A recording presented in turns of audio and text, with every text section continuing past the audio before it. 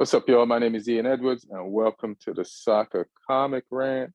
And on this episode, we're going to talk about Manchester United beating Barcelona at Old Trafford. Critical game. Only one team was going to go through. It's a Europa League match, but it had a fucking Champions League atmosphere, and it was the real deal. And some of the people who came through and helped United out were some of the, not the main characters, you know? So we'll talk about that. We'll also talk about Liverpool's collapse at home to Real Madrid after going up 2-0, unbelievable. But I have some stats to show that the result wasn't that bad. The score was horrendous, but the results are not that bad. And then we're going to talk about Man City, who seem to be in full control against Leipzig in their Champions League match, and then end up drawing 1-1 after Leipzig turned it on in the second half. And we're going to talk about Chelsea because Martin wants to trash Chelsea. And speaking of Martin, he's right here. What's up, fam? Martin's an actor. Hey, how are you? Big day for you. Congrats. I mean, it's no big deal. It's what we do, baby. It's what we do. So let's get into it. Let's talk about this game. And I might have talked about why this game, it's a Europa League game, but there's reasons why it's special.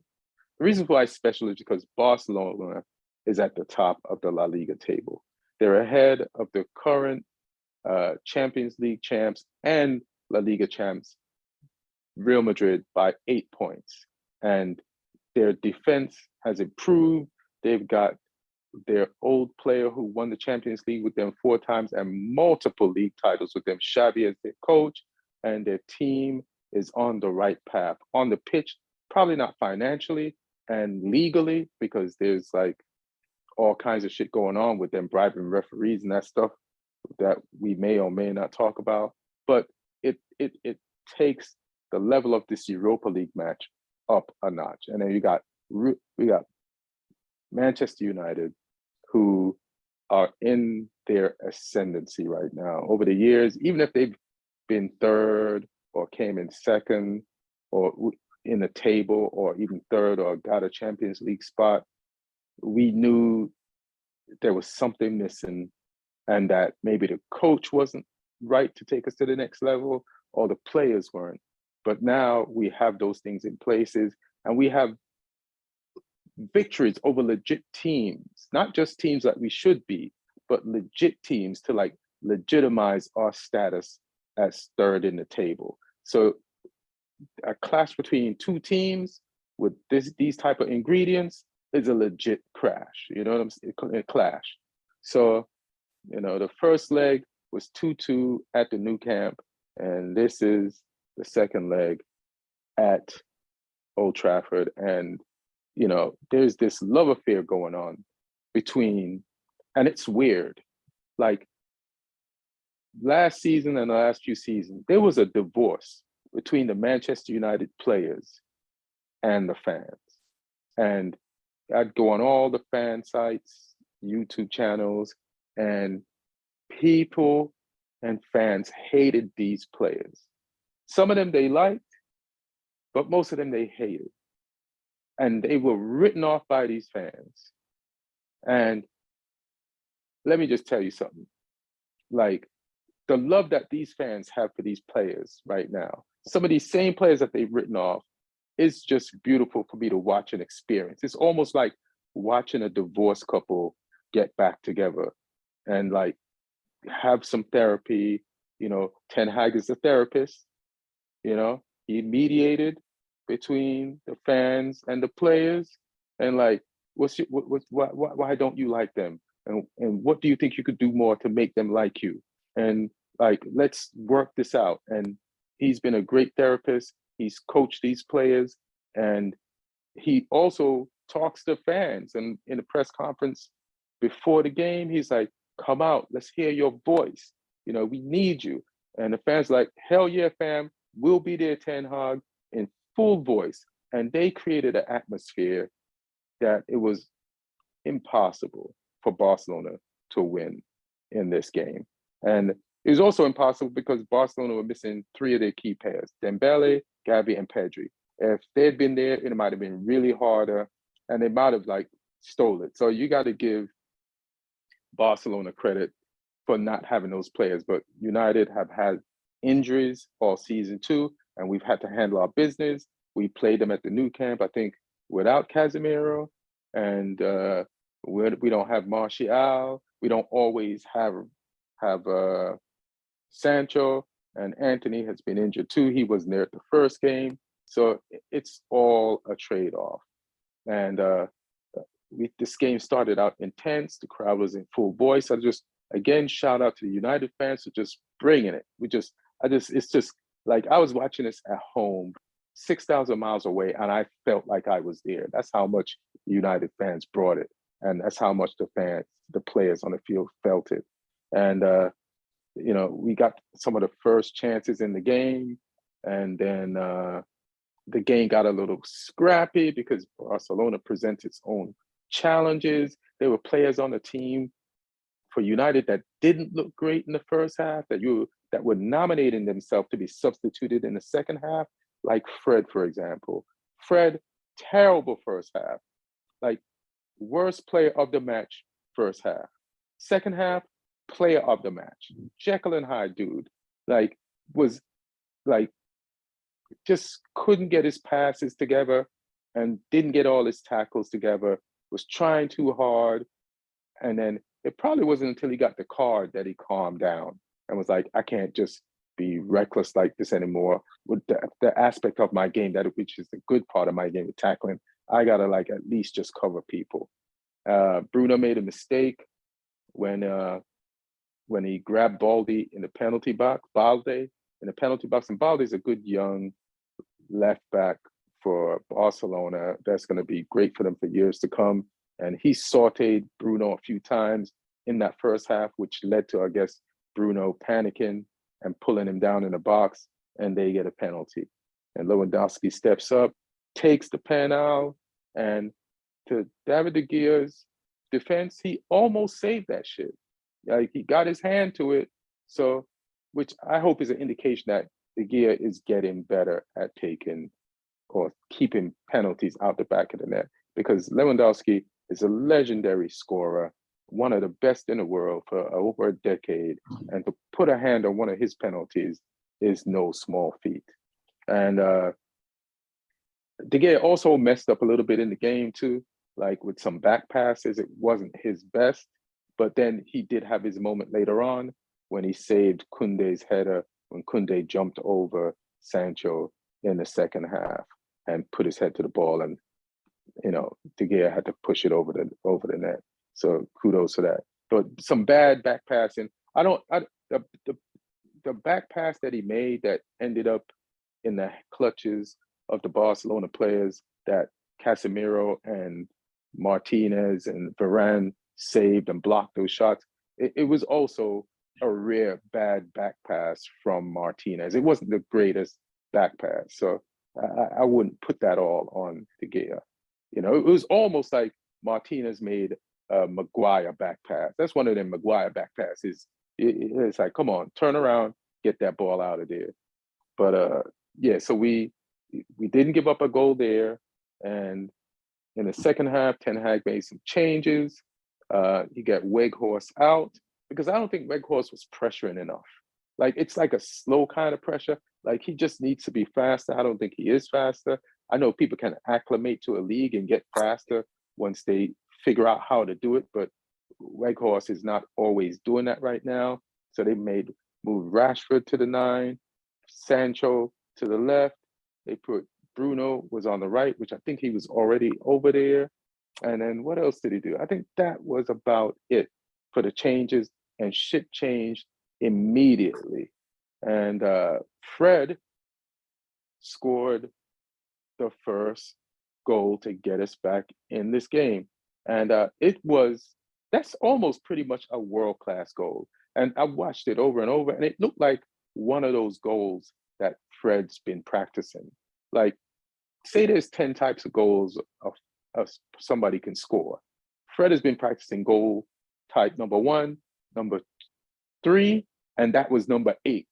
Like the way he got that so controlled it so comfortably in tight space with a man on him. I think Ji Young was on him trying to prevent him from taking a shot and put it in. You was like, oh, he's been practicing that, you know? And Fred has 5 goals now this season for Man United. I don't think he's had 5 goals his entire career, like at United. And he scored an unlikely goal and ties us back in the game. Barcelona put some more pressure on. They start trying to come back a little bit. We make some subs. We get Sancho out of there. We bring Anthony on. Anthony, I think, was on at the beginning of the second half anyway. And we bring Garnacho on for Sancho. And, you know, kudos to Luke Shaw for not giving up on that play. When the ball was going out, he backheeled it. Bruno got it. And then Bruno didn't just wildly cross it across the net. He picked out Garnacho, who takes a shot. Defender blocks it. It goes to Fred. He takes a turn. Defender blocks it. It bounces to Anthony, who had taken a shot like this earlier. And like I said to you earlier, Martin, like say there's like 10 types of goals that somebody can score. Anthony's type of goal is number 7. That cross the goal, far corner in the back. That's the type of goal he scores. It's the only type of goal he scored. And the number 7 type of goal, ball came to him, bam, back of the net. And I got to be honest, we're playing Barcelona at home. And I know Barcelona had those injuries, so that gave me confidence. But even though we went down 1-0, like I didn't panic.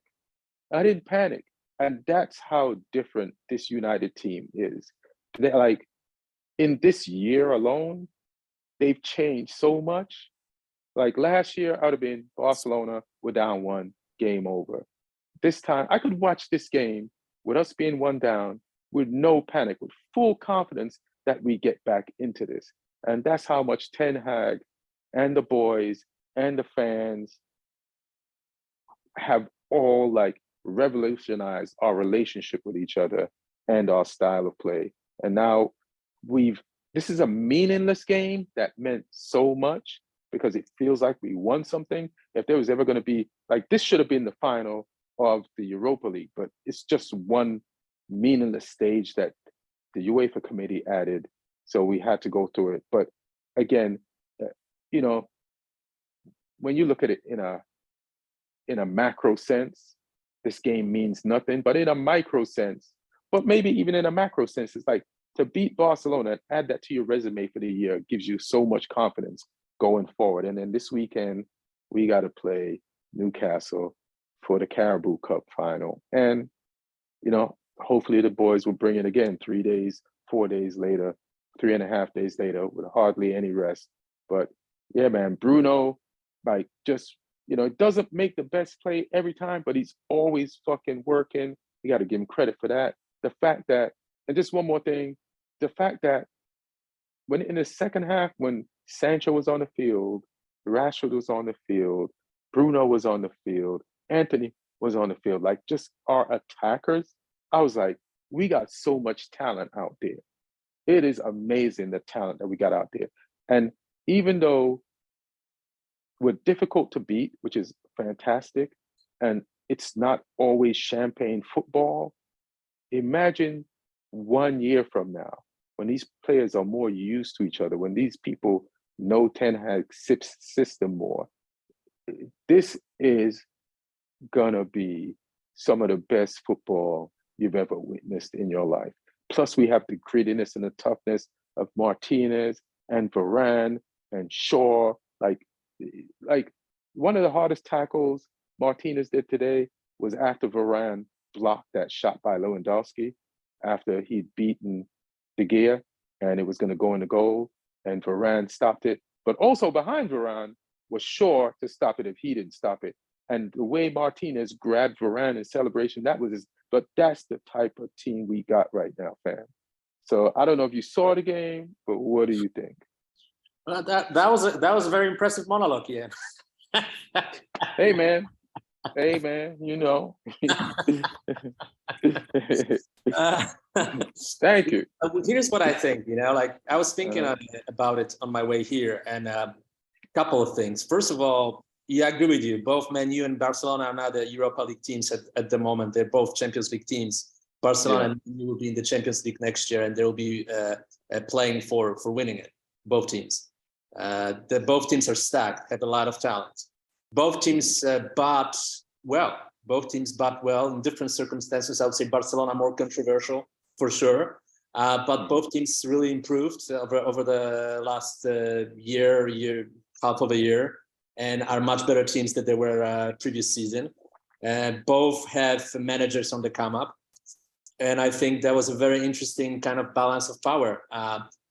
Interesting wrinkle, Barcelona officials, Barcelona presidents were the ones attacking Premier League teams for buying too many players, creating unfair competition by outspending everybody else pretty much in the world. They were the ones actually talking about it, but they themselves spent as much or around as much money as the Premier League teams. So that's kind of a little bit ironic. So the team, so this game had a lot of additional flavor. Second thing for me, Man U at the moment is anti-Chelsea. In a way, you conduct business because you bought strategically, you bought well, you fill the gaps with the right people. Maybe the Weghorst position still can be upgraded over the summer, maybe potentially. But I think you didn't have any really bad buys, where in the past, in the last 10 years, there have been plenty of those. And I think you got rid of two players who were playing slightly below expectations, or maybe were not in the best moment of their careers in Pogba and Ronaldo. And I think also releasing those two guys who were, I think, complacent in the locker room, that also cleared the atmosphere and allowed younger players to step up, especially Rashford, who since Ronaldo left, he's a different player. But I also think that since Pogba left, I think the midfield is much better right now in terms of cohesiveness. So yeah, Manu is very impressive. Ten Hag, as you remember, started with 2 losses, back-to-back losses in the first 2 games of the season. So of course you can speculate, if you won those games, you would be now probably the favorites to win the title in the league. And you can still win the league. It's still possible. It's not impossible. But this win definitely gives you guys something to build on. This could be one of those games that people will come back to and think, this is how the team took another huge leap forward, and it could be one of those games. Yeah, and then I have mixed feelings about Pogba, because I keep thinking sometimes, suppose he was here, like if Ten Hag turned players who the fans wrote off, like Wan-Bissaka, into a player, Delap into a player, Fred, like I still don't 100%. I believe in him as far as him being a squad player, but as far as him being like a starter, I don't. But then he does stuff like he did today.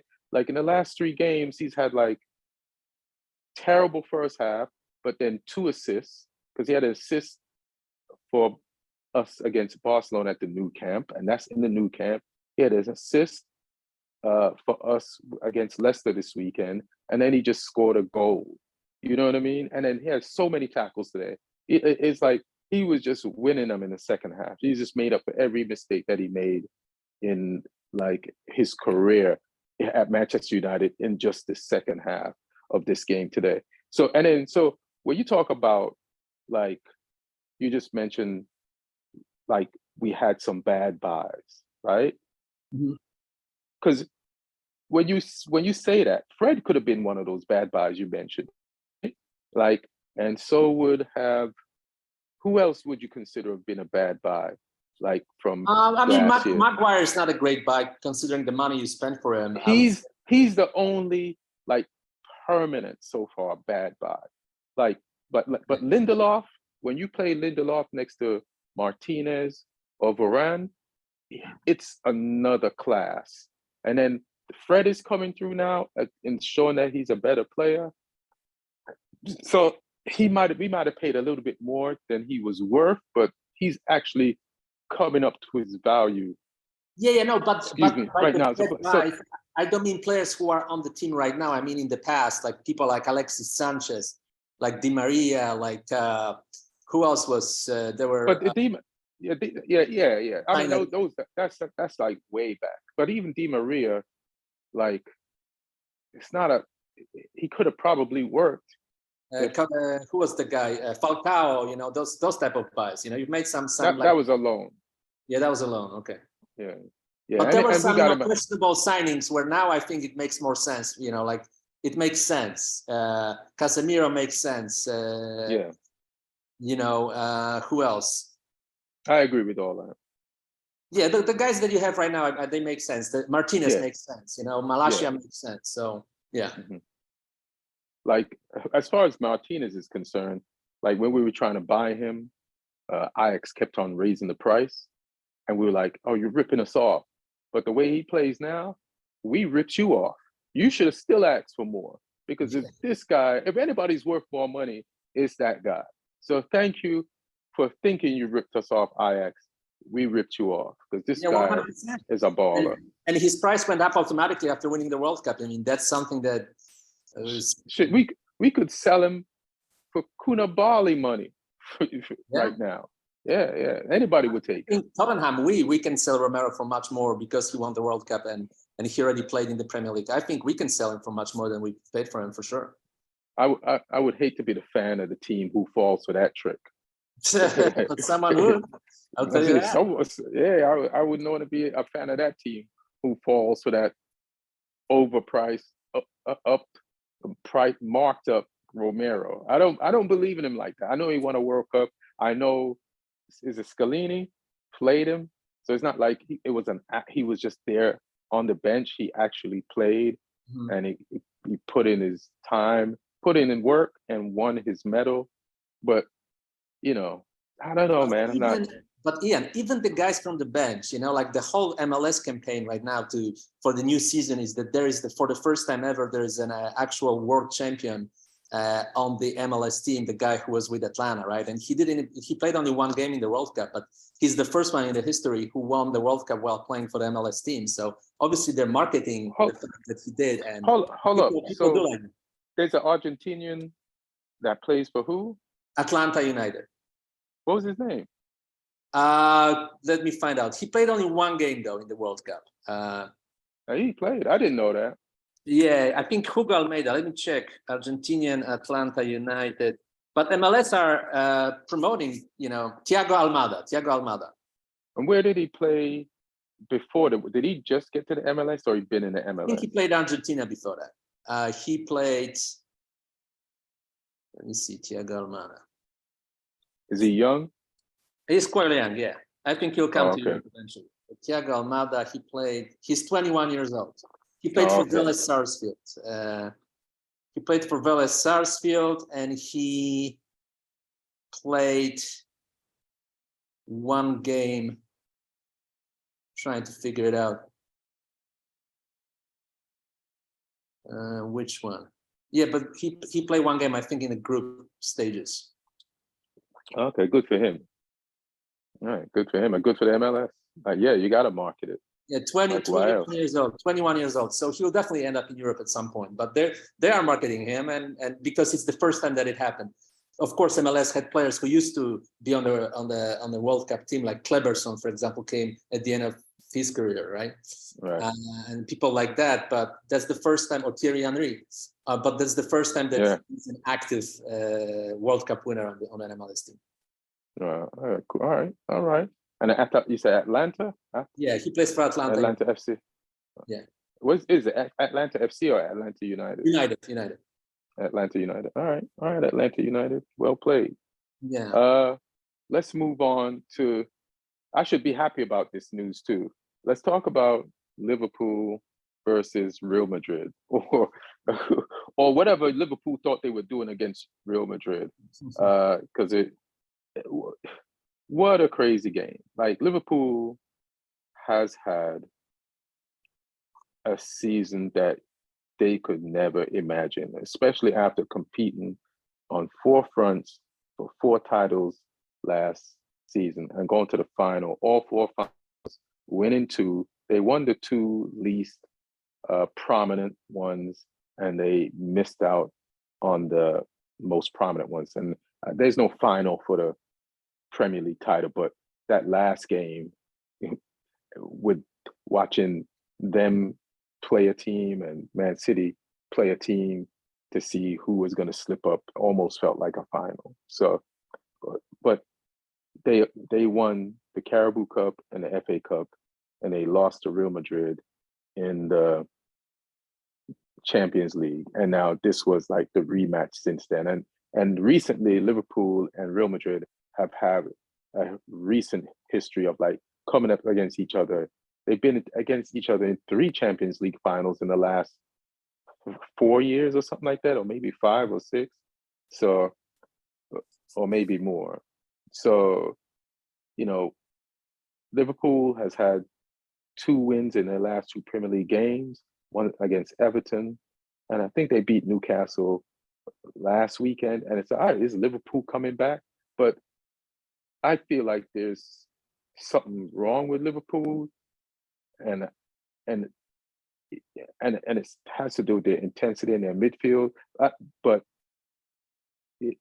when they win 2 games and they're playing a Real Madrid who are not at the top of their league, and people feel like they're not as strong as they used to be, and plus they're still a year older, and you feel like Liverpool winning their last 2 games, going up against this type of a Real Madrid team, all right, Liverpool has a chance in this, as opposed to a few weeks ago. And the game starts off, Liverpool applying pressure, the fans at Anfield giving it all, singing, singing their songs and their chants, and Klopp on the sideline, and you're like, okay, Liverpool. And then Liverpool scores the first goal, and it wasn't just some regular goal. It was a pure class goal from Darwin Núñez, like cheeky as fuck. Something you try when you're 5-0 up. You're like, what do I have to lose?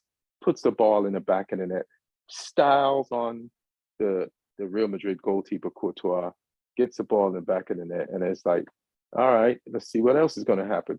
And then goalkeeper makes another mistake.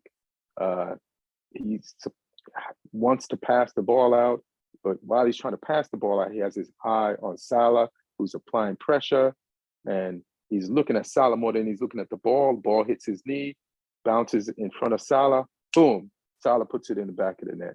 Then you're like, this is over, right? They're at Anfield, crowd singing. Liverpool just won their last 2 games. This is the revenge of the Champions League final, and nah, that's not over.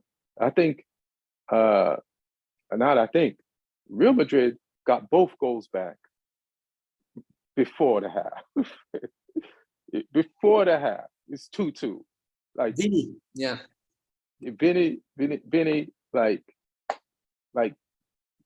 just finds a millimeter in between 3 defenders, far post, curves the ball around. One of the best goalkeepers in the world puts it in the back of the net. And then the next one was a ricochet goal, bad clearance. Both goalkeepers made big mistakes in this game for the second goal on each team. And ball bounces off Vinny from the bad clearance, goes in the back of the net. And it's 2-2. Anfield is like, oh, shit. And then the second half was just a rout. It was just a straight up rout. Real Madrid scored 5 goals in a row. It's pretty an embarrassing loss. Like, Klopp, like even when you're a winning coach, when you lose games, that many games in a season, like, it's tough to see someone who normally in press conferences is pretty confident because they just stacked up the wins. It's tough to see them like at a loss for words, clueless, with no answers. And it's like Klopp's thing is like he's a motivational speaker, right? They need a clone of Klopp to motivate Klopp right now because Klopp is down. Like he did say something positive, like there was some positive things in the first half, and we're going to go from there and use it. But I'm going to give you more positives, Klopp, about this game. Here's some weird There's shit one about. there's one particular positive. Let me just throw it in. Go ahead. And I got him for my fantasy team, by the way, because I think he'll continue Of course. scoring. It's Gakpo. I mean, Gakpo is the positive. That's a good reinforcement. That's the guy that is really playing well. But defensively, he said it. He said that defensively they're terrible, and they're terrible defensively. Yeah, part of the problem is that goddamn Real Madrid is world class. And I was admiring this one Real Madrid player during the game, Camavinga, right? I was admiring and I think him. Modric was fantastic too. And Modric was fantastic. Yeah. But Camavinga was fantastic because he's so young, and I've had my eye on him because he's one of the heir apparents to like Pogba and Conte in the French midfield. And in the World Cup final, when France was down, they put him on. He played left back and played it very good and very effectively. And I watch Real Madrid games and check him out, and he does it. You could see him growing as a player. But in this game, Camavinga would get the ball and with his back to the opposition goal and was able to turn pretty much every time and pick out a pass.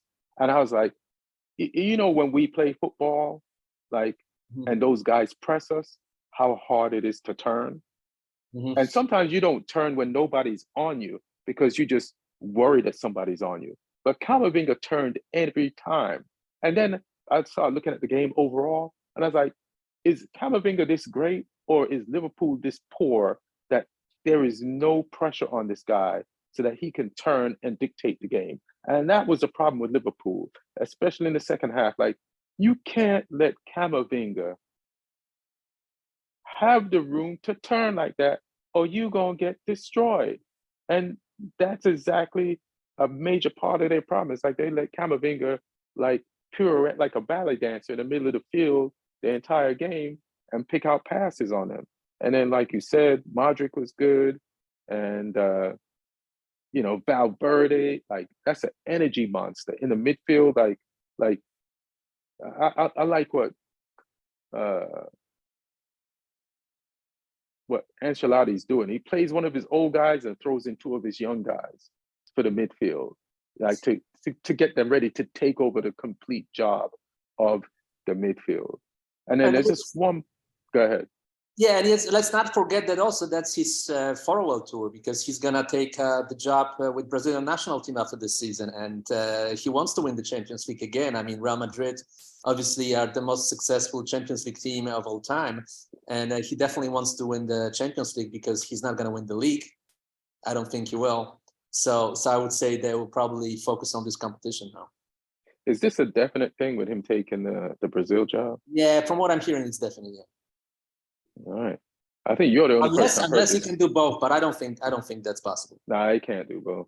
But you're the only person I heard. Well, he's got so many Brazilians on Real Madrid. He actually could probably do both and just start. Yeah. And it's just like, we're just gonna play Real Madrid for Brazil. Yeah. Damn, there was something I wanted to say, but I can't remember. I was talking about Camavinga balling, Benzema doing his thing, scoring. There's no pressure in the midfield. And, now Liverpool has to go back and figure out this problem that they have that's been plaguing them all season again. Like, they made 2 steps forward, but this is a huge step backwards and getting beat 5-2. So, this is what I wanted to say. So do you think this loss was really bad? For Liverpool? Yeah. I mean, it's a horrible loss because they obviously have nothing to play for in the Premier League right now. So if now they're out of Champions League, so pretty much the season is finished, the season is lost. That's it. You can only now if you're a Klopp and you want to stay, although that's not 100% guaranteed, but because maybe he feels there is a burnout and he wants to maybe take a new challenge or take a year off, but let's say he continues with Liverpool, right? That's now the time to build the team for next year. So he might start playing completely different players. At least half of the team he might change and play different players, because he's like, okay, those people will not be around for next year, so we'll play the guys that will. I think it's time probably for Salah to move on. He seems disengaged to me, and he's not the same player this season for sure. Because of his reputation, because of what he has done in the previous 5-6 years. People don't like to criticize those icons. They don't like to point out that something is different, but it is different. He's not even close to be the same player as he once was. If that's what he was playing from day one for Liverpool, he would be gone just like he was gone from Chelsea. So now with his reputation, obviously he's the hero for Liverpool fans. But I think it's time for probably to move on and build on like Gakpo and those guys.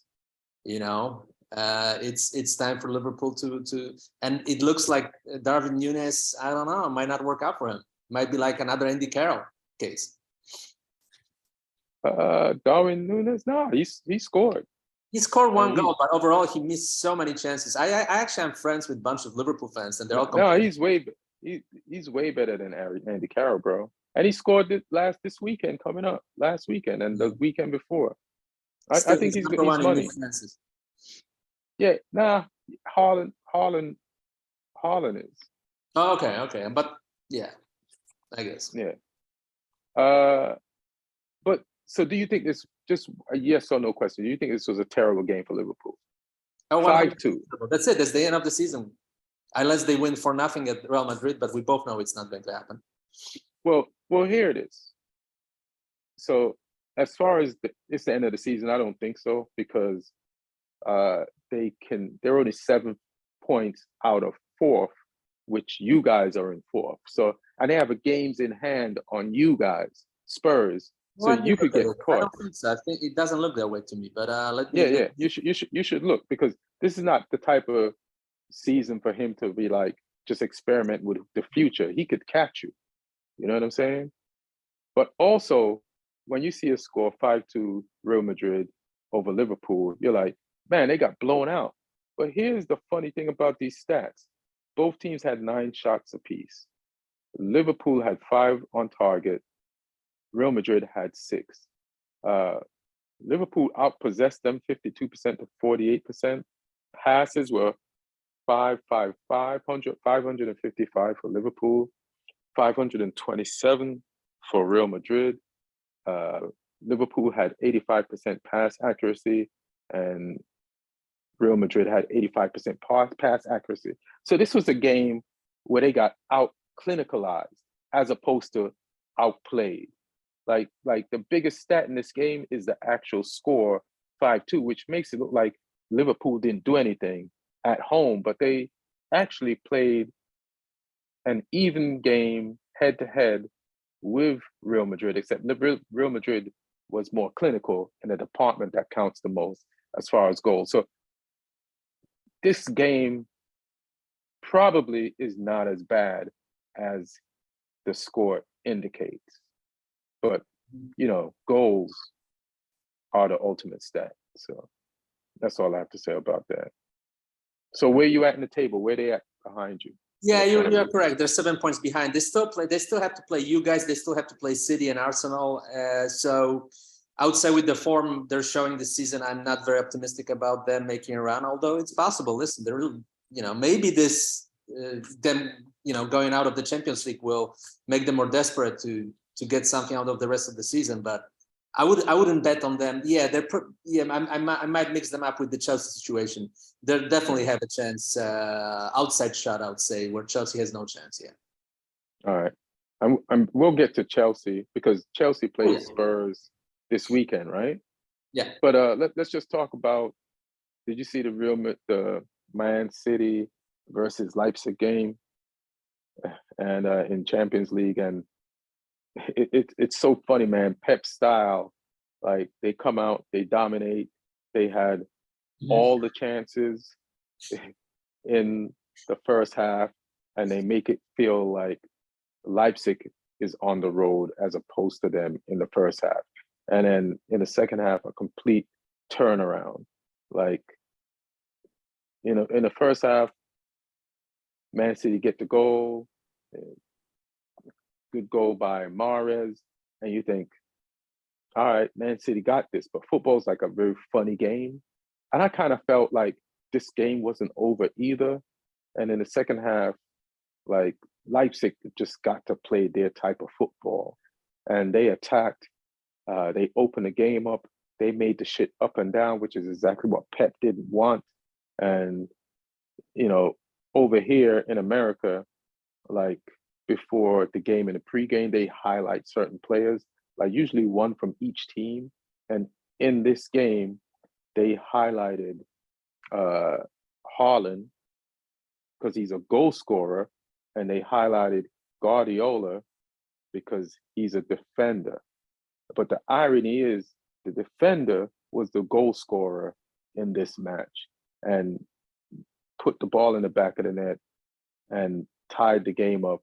And now this is a winnable tie for Leipzig when they come to play at Man City. What do you think of this match? Yeah, it reminds me a little bit, of the time when Leipzig played Tottenham right before pandemic, and nobody thought they can eliminate Tottenham with Mourinho at the time, and they did. And Timo Werner was the star of that team. They have some nice pieces on that team, and but I still don't think it's enough to beat City. I think City, they're desperate to win the Champions League, and I feel like that's the missing piece for Pep, and he will go for it. So he joked even that he'll play. I think I saw on Yeah. he'll play 9 strikers. Yeah. But yeah, I mean, it's a weird season from the City. They're up and down. They're usually at this point of the season they're unbeatable. They're pretty much well-oiled machine. They sometimes start slow, but at this point of the season they usually win every game. And now they're up and down. It's a strange year for them, especially with them having Haaland. Everybody was saying that nobody will even come close to Man City, and yet they lost points to Nottingham. Now they had problems with Leipzig. It's a little hiccup, 2 games in a row, and it's surprising to see from a Pep Guardiola team. Yeah, I think Pep made a mistake when he got rid of Sterling, because like Sergio Aguero, he had no control over. Age took its toll, so you replace him with Haaland. But when you bring in Jack Grealish and you spend that money for him, and you're determined to not waste £100 million, euros, or dollars, or whatever it equals out to in each form of currency. Like even Sterling knew his days were numbered and he needed to get out if he wanted to get playing time, especially since the World Cup was coming up. But Sterling is that he gave you goals. You can't, you replaced the Aguero goals, but you didn't replace the Sterling goals. Like, so before, there was a scoring committee, especially last season. Somebody would score in the middle, somebody score from the right, somebody score from the left. Jack Grealish is getting better as a player, but he's not the natural goal scorer, or not as natural a goal scorer as Sterling. And bringing him in for that money might have actually hurt that side of the pitch. Like you've improved with Haaland, but you've lost that balance of goals on the left side of the pitch. And it's taken a while for Grealish to like acclimate, and he is getting better, but he doesn't have the goals that a Sterling's got. Yeah, he had one really good game against Arsenal, which was looked like Grealish might turn it around. And he didn't have a good game against us. Emerson Royal pretty much he made Emerson Royal to completely new player. He gave him confidence to now he's one of the best players for us, thanks to Grealish. Thank you, Grealish. So the most maligned Spurs player became one of the most beloved after that game, and now he's scoring goals and playing very, very well. So that really thank you, Grealish, for that. But yeah, I agree. They don't have Silva, they don't have Aguero, they don't have Sterling. They miss some of that from each of those guys. Yeah, they miss a guy like Kompany, and they don't have that type of a guy either. Who is like a solid rock, the leader of the defensive formation. Fernandinho, another one. They had those guys who were stalwarts, who were kind of a little bit behind the radar, playing absolutely key roles. And now they have a lot of good players, but I think they're not as dominant at their positions as those guys were. not as dependable. Yeah, I still wouldn't sleep on City. Like, No. yeah, like they're too careful with the ball. Like in this game, like I noticed how they'd rather keep the ball than make that probing pass that could ask some questions of the Leipzig defense. You know what I mean? Like it goes so far down the pitch into the final third and be like, now let's just switch it and go around here. It's like, hey man, make that pass, make Haaland go for it. And then there was some highlights in the pregame show that showed where Haaland could actually make better runs. And if he actually, for the rest of the season, starts to make those better runs, he likes to run on the outside of his defenders. But sometimes if he cut in towards the middle of the pitch, like he can get more passes from the right side of the pitch. So if he starts making those runs and like has options of the type of runs that he can make, you know, the amount of goals he has would go up even dramatically from where they're at now. So there are some improvements that they can make, and they got Pep as their coach. So I believe they will make it. Like if Jamie Carragher is noticing these things, I'm sure Pep will at some point, and the high IQ that all those players got. So I still worry about Man City, as a team, but they got to take more chances. They got to risk losing the ball more. They can't be just holding on to it. But let me ask you this. Seeing Arsenal split, except of the last game, which they won kind of, luckily at the end, because otherwise they would probably be in even more of a trouble than they are kind of right now. And with City being consistent, number one, do you regret not winning more early in the season? Number two, do you still hope that you can win the title because of the other teams being inconsistent? I never went in this season expecting us to win the title. So, yeah, but neither Arsenal fans did. It's just the circumstances create the opportunity sometimes. Yeah, but nah.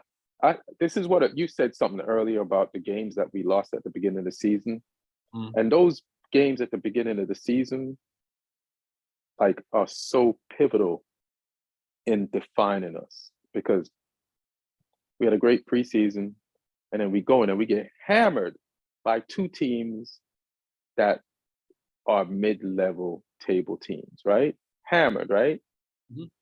And at Brentford, that was hammering for sure. Yeah, and then I think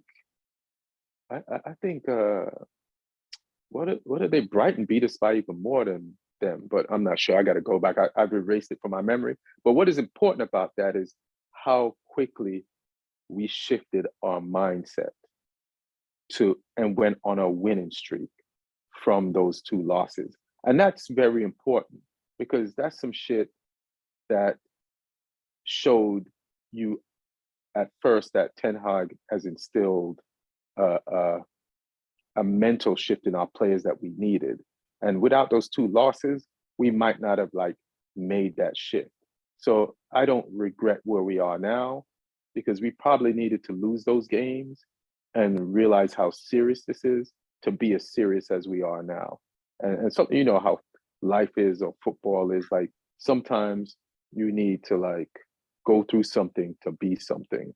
So I'll take that, because we lost those two games, and then the next game was Liverpool, and you couldn't start the season with 3 losses. So we had to win. And the pressure of having to win, we dealt with it and won. And that's when shit started to click. So I appreciate those 2 first losses at the beginning of the season. And I don't regret losing those points. And, struggle makes you, builds character. No, but the question was, do you still hope you can win the title? I don't even think about the title, bro. All right. Yeah, I don't think that's healthy, to be thinking about no title. Like, we got 2 things to think about. Top 4, which is another thing I didn't expect at the beginning of the season. Like, I had this thing on a schedule that was way slower than this. So now I expect top 4. Like, raised my expectations to that, but I've not raised my expectations. Because I'll tell you something. Because I'll tell you something. Mm-hmm. Every season is different, right? And Mm-hmm. you never know what circumstances will happen. And I remember Bill Simmons talking about the Boston Celtics team that last year nobody expected them to even get to the finals or to get to the conference finals.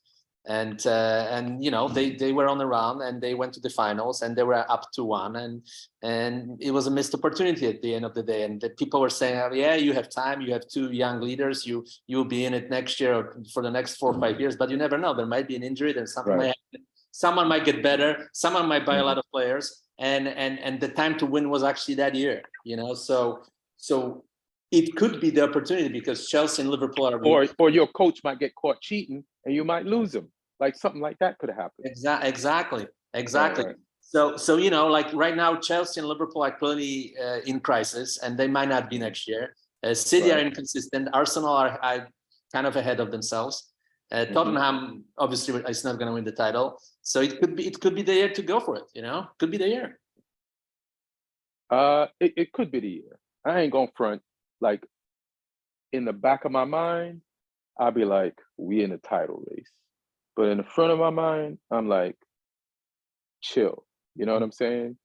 Like, there's going to be a point, maybe, like a few games up the road when I can't deny it. But I don't think we're there right now. And I think you're right about, like, you can't be in this thing. Like, at the beginning of the season, Arsenal did not think they were going to be in a title race, right? But now all the fans have accepted that they are. But one of the reasons why I don't think we're in a title race is, even though we're just a few points behind Man City, the only reason why, like a few weeks ago, Arsenal was way ahead of, they were like, what, 8 points ahead of Man City? Yeah. And then we were close to Man City. So people were like, United's in a title race. But the only reason why Man City was in the title race when they were 8 points behind Arsenal is because they were the current champions and they've won it the last 2 seasons in a row. And we've seen them chase down Liverpool. So just because we're in proximity of Man City, it does not make us Man City. You know what I mean? Like, they've proven, even though Arsenal was 8 points ahead of them, that they could catch Arsenal. But we haven't. So to me, like, yeah, we're a few points behind Man City, and Man City's the team that everybody feels could catch Arsenal, but we don't have the credit in the bank to be called title chasers because we ain't done it. Man City has, and that's why they're in a title race with Arsenal, not us. Like, but that could also change. So, yeah. So you want to talk? Let me just. I put out a tweet for anybody that has questions, right, for this episode. So let me just read off the questions, and we'll both answer them, and then we'll get to you dissing Chelsea hard, which is what you want to do.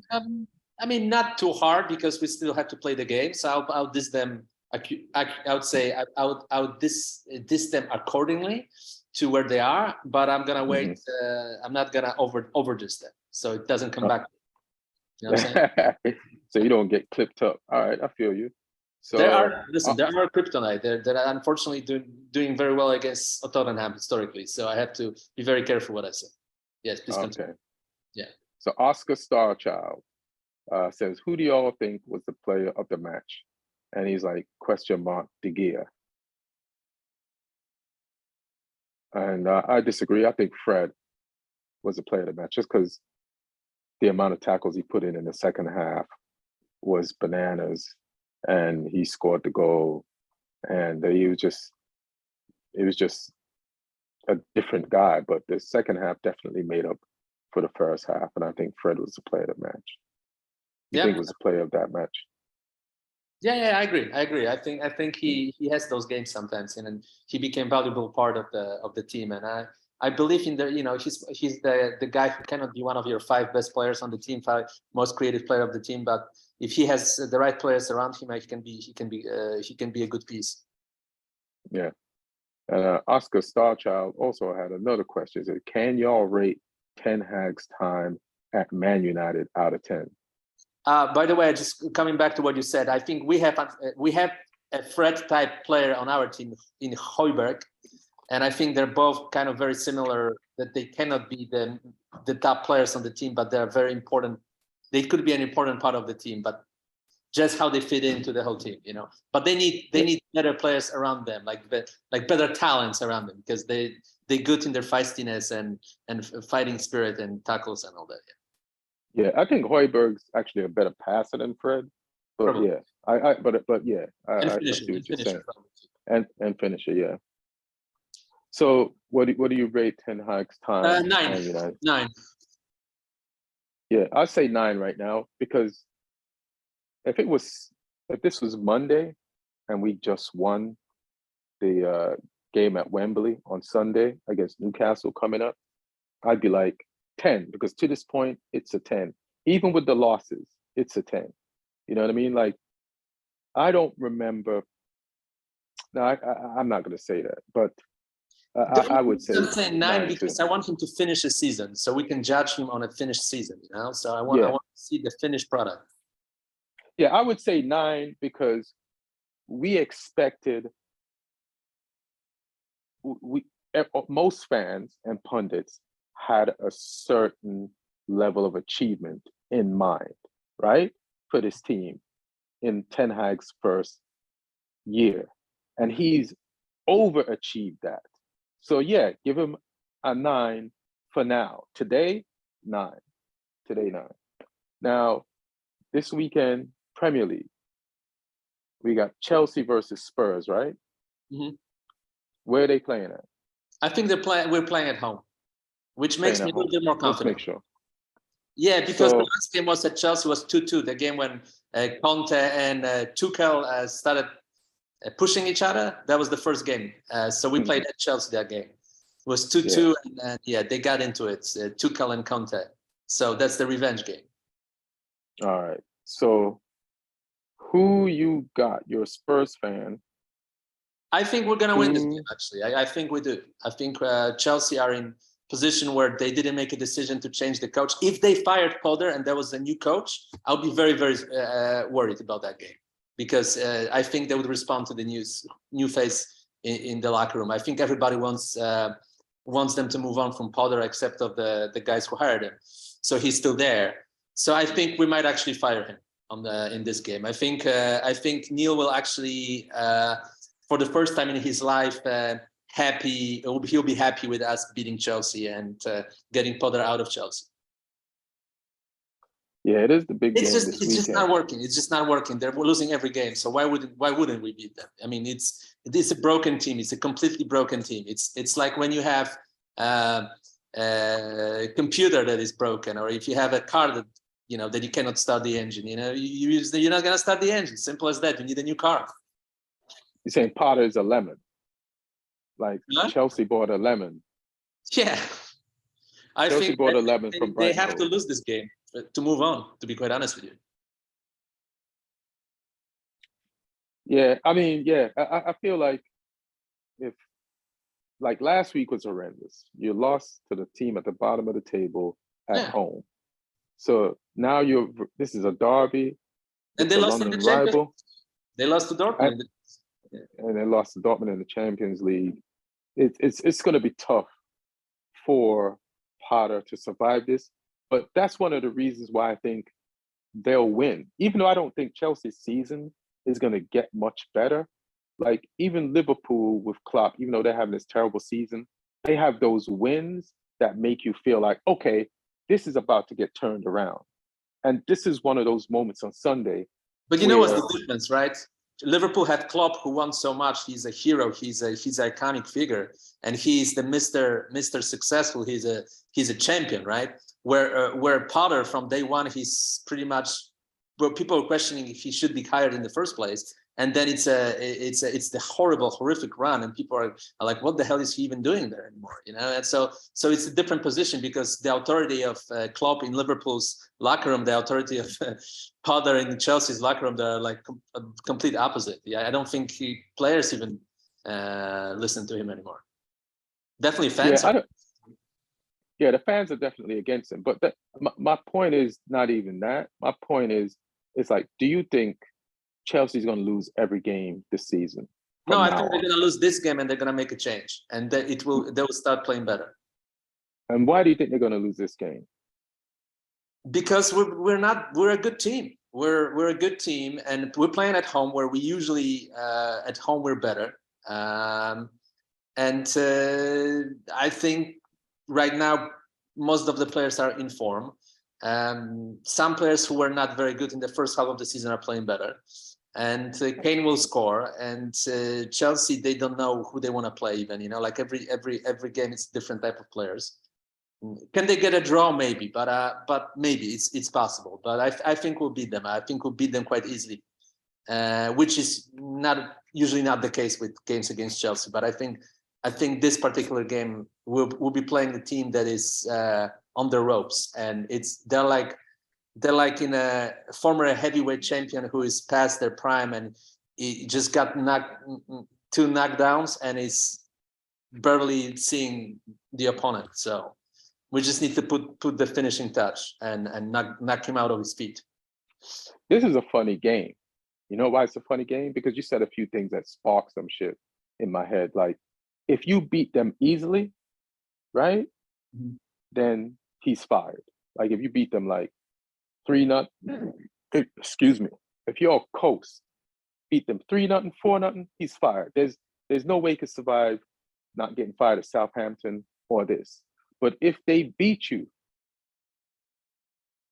people are going to start thinking, all right, he has this new team, and he had to figure it out, and he's starting to figure it out. So we might kind of forgive him for those earlier blips since the transfer window, because he has a new team, and we could see what he's kind of doing. He had to learn his players. So this game could affect Potter both ways. It might buy him more time, or completely kill all the time that he would have had to make it to the end of the season. So that's why it's a funny game. A draw would also buy him some time too, because I don't know. I think on the road. He's on the road to you guys with a team he hasn't figured out, and it's like, if they put in a draw, all right, cool. But listen, I'm just saying it's a funny game because it can have those effects on Potter's career as Chelsea manager. But the gut feeling is no way he's going to survive it. This team is at the last breath, So yeah, I think, ironically, the majority of Chelsea fans would like that scenario to happen, that they're beating that Tottenham wins easily and they're moving on, that they start a new chapter. I think most of the Chelsea fans will actually like that better than them. Do you think Pochettino has been sliding into Bowley's DMs? Here you go. That's a really good guess. I think that's a really good guess. And I'll tell you what. Hey man, welcome to the Premier League. Yeah. I like what you're doing. Those are some good buys. I wish I'd worked with an owner like you. Good luck with your team. I like Graham Potter. But yeah, man, this is my number just in case you need to reach out to me and ask any questions. I'm single right now. I might even come to a game and just check y'all out to see what y'all doing. But you're beautiful. I love the suits you wear and your enthusiasm for the team. XXO, Pochettino. The best player of Chelsea this season, Thiago Silva, played under Pochettino. The guy they're linked with very heavily today. More rumors online. 75 million pounds. I don't know how it works with the fair play situation. I've lost track a long time ago. 500 million pounds ago, I lost track. So now they're willing to spend another 85 for Neymar. who was coached by Pochettino at PSG. So yeah, it kind of all works together. To be quite honest with you, it makes sense. Yeah. Yeah, that's exactly what what Chelsea needs. Another 10 and no 9. Like that would be crazy for them to spend all that money next summer for Neymar, a player they don't need, who ain't gonna hustle, who's sliding towards the end of his prime. But like it's a fun rumor online, but I don't know how true that It's is. more But than a rumor. Apparently, it's all set up already. It's a done deal. man, I gotta talk to Neil about this. See how he feels. Because I the don't rumor think he's was gonna like a like month that. ago. Now apparently that's a done deal. Yeah. All right. That's a big mistake. Like you're just spending money right now.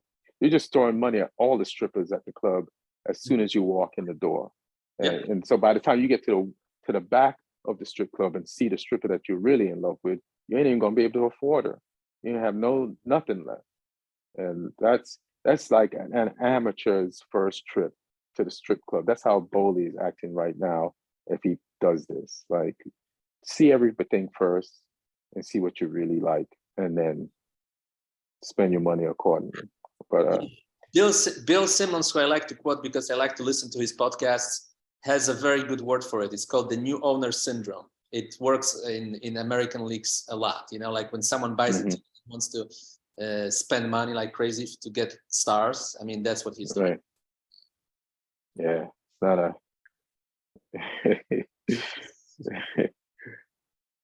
I guess that's how most relationships start out. Like, take both couples spend money and take each other everywhere, and then like once they get comfortable. I mean, yeah, I forget that analogy. I don't know what the hell I was saying, but yeah, that sounds legit. Like new owner syndrome. We'll see. They will figure it out. They will figure it out at some point, maybe a year from now, 2 years from now. They have too much money and too much talent on this team. They will figure it out, but I don't think they will. I think the part of figuring out will be them losing to Tottenham and firing Potter. Yeah. Well, I think this is a perfect temperature for Pochettino. Like he ain't coached in a minute, and it's a young team. He's used to he's coached in the Premier League before. He's been to a Champions League final, and he's good at bringing young players up and succeeding in this league with young players. But he's just never had an owner that was willing to spend money. But he's looking at Bowley like, damn, if I could this would be perfect for me.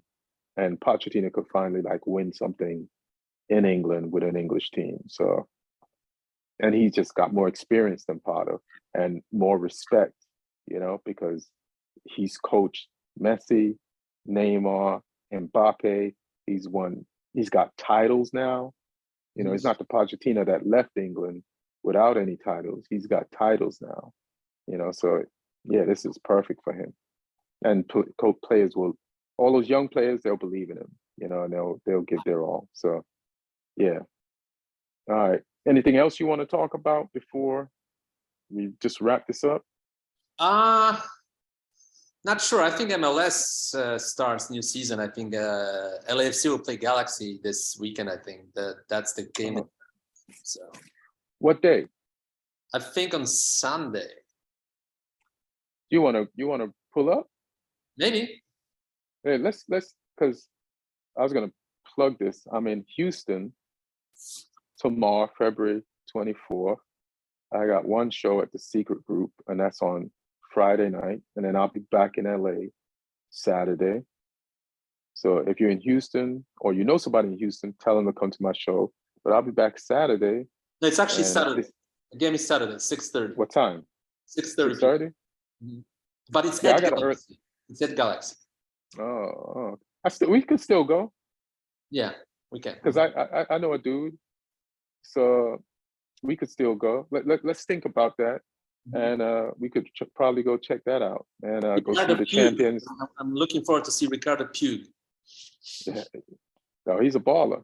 He's a baller. I like it. He balled out last time. You went with me to see them, right? No. We went to see LAFC different game. Oh, that was Francisco. He went with me to the Galaxy game, the playoff game. Yeah. So maybe we'll check that out. But yeah, I guess this is it, fam. Everybody out there watching, we love you. Be good. Be careful out there. Be good to each other. Let's all try to make this world a better place. Manchester United fans, great fucking job today. Manchester United as a team, great fucking job today. Congratulations. And we'll see you all next podcast. One. All right.